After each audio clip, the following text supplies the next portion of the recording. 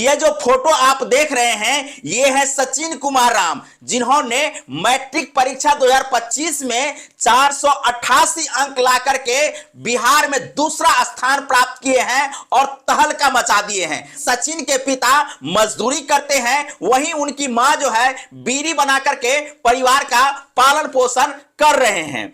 Tuition पढ़ा करके अपनी पढ़ाई को जारी रखे, वहीं उनके पिता घर से दूर रांची में रह करके जो है मजदूरी करते हैं। सचिन कुमार राम जमुई जिला के चकाई प्रखंड के रहने वाले हैं। जमुई जिला के सिमरिया उच्च विद्यालय से पढ़ाई किए हैं और ये सफलता हासिल किए हैं। उनके घर की माली हालत बहुत ही कमजोर रही है। जहां पिता मजदूरी करते थे, मां जो है सो घर में रह करके बीड़ी बनाती थी। वहीं इस प्रकार की माहौल में जो है उन्होंने अपनी पढ़ाई को जारी रखे हैं। सचिन कुमार अपनी पढ़ाई को जारी रखने के लिए ट्यूशन पढ़ाया करते थे। इस प्रकार की पारिवारिक माहौल में रह करके उन्होंने सफलता की परचम गाड़ दिए हैं।